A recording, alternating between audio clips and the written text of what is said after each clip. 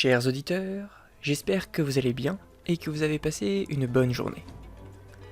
Installez-vous, car nous retournons ensemble en Mandelzie pour ce 15e épisode du retour de l'opération Papillon. « 15 décembre.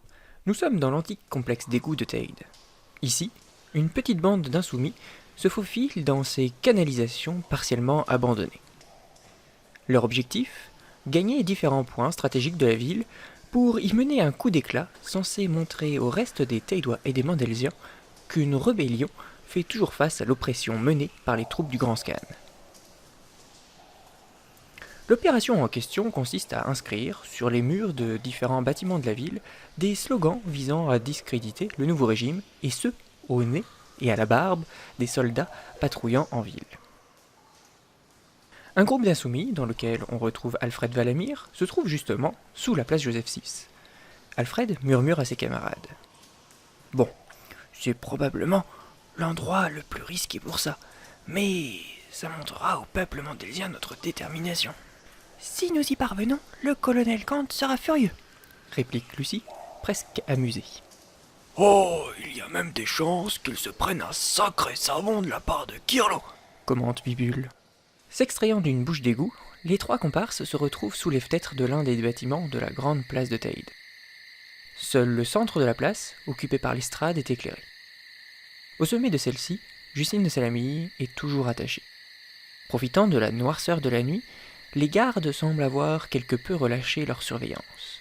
« On n'y voit vraiment rien, » murmure Alfred. « Tant mieux, cela va aussi dire que nous ne serons pas vus par les soldats, » lui répond Lucie. « Et si nous en profitions pour libérer Justine ?»« Non, hors de question.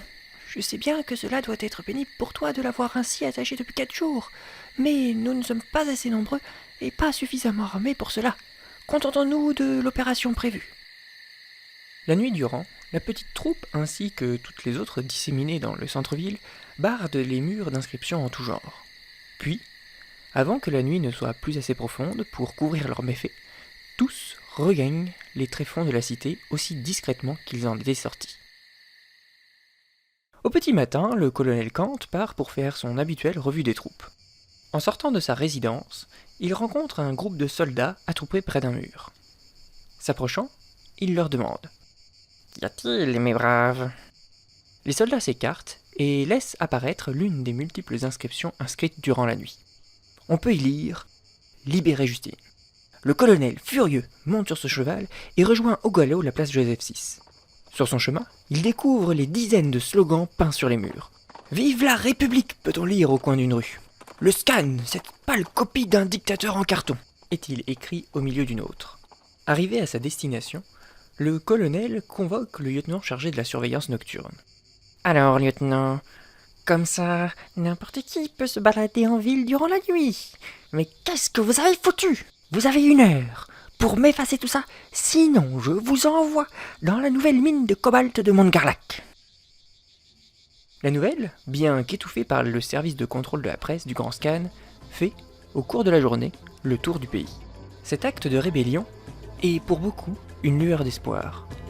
Certains ont encore le courage de s'opposer au nouveau tyran mandelsien.